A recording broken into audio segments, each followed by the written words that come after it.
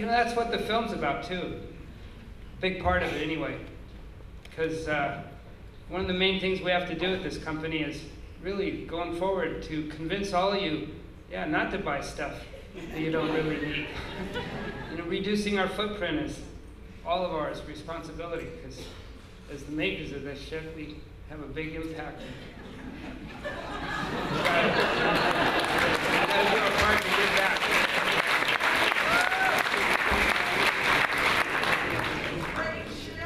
Yeah. More questions?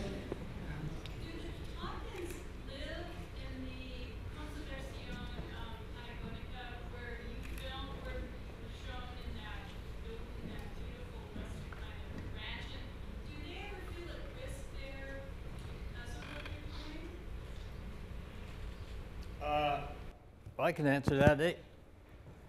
When they first started this, you know, there's no history of philanthropy in Latin America. All the rich people got there by being crooks. That's basically it. All the powerful families, they all stole it from somebody. And so, you know, he goes down there and says what he's going to do, and nobody believed him. And also, there was not one single environmental organization in Chile. And so, yeah, he had a lot of problems. The Catholic Church was spreading rumors that he was going to start an abortion clinic and bring girls in from all over the world and perform abortions. I mean, it was crazy. But now there's complete acceptance of it. And because of what he's done, there's, I don't know how many environmental organizations now in Chile. And there's a big awareness of, you know, he's convinced them that true patriots want to protect their country. True conservatives really want to. So now it's very safe, and I don't think there's any problem. And they're living down there full time, and they have actually 40 different projects.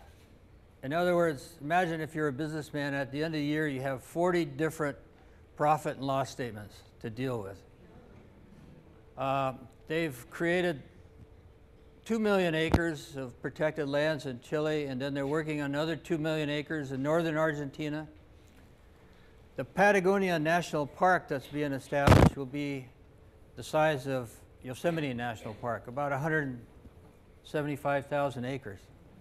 And that's being worked on now, and will probably be completed in the next few years. Well, it'll be 685,000 acres when it's done. The core area is 180,000 that we've started, but the Chilean government owns contiguous national properties on both the north and south sides that they've pledged to donate to the amalgamated core area, and that will launch the Patagonia National Park. And the infrastructure is being built right now. Thank you.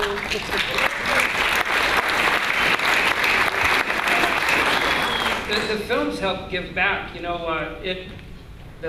one of those dams is going in and right at the entrance to the new national park. It'll be visible from the park entrance down the river as you look down into the river. And we are giving some of the proceeds from the film and some of the ancillary products that go with the film, like T-shirts, you know, back to Senior Presses, and I think it's getting close to 100 grand that's gone back to them so far. So that's making a difference too.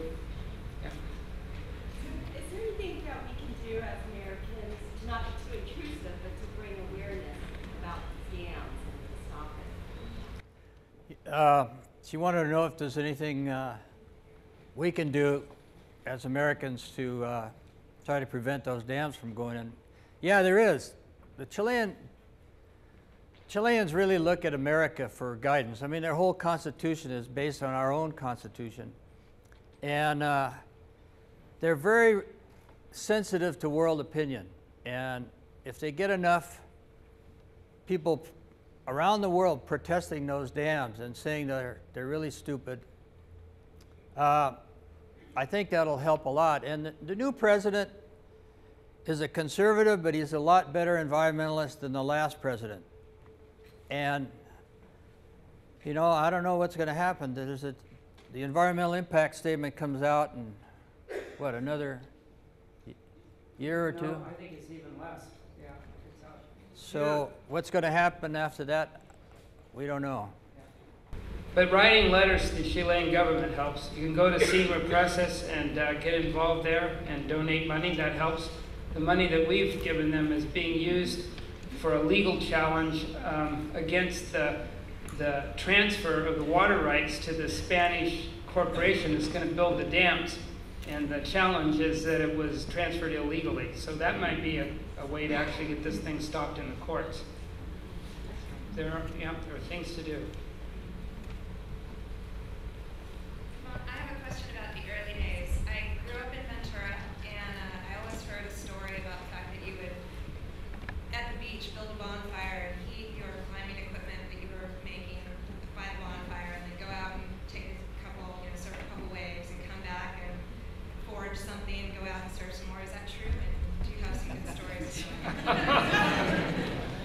That's an urban myth, but actually, yeah, I used to, I didn't forge on the beach, but I used to carry my anvil down at the Ventura County line and this is a 140-pound anvil. I used to carry it down there on the beach and beat out some angled pitons on it. But I didn't actually have a fire or a forge, but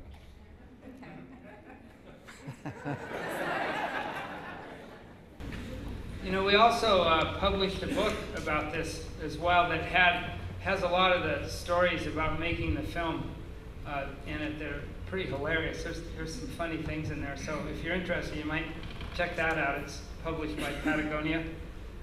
There was some pretty memorable incidents. And we had one of the best, well, for me it was the best camera crew or film crew I've ever worked with.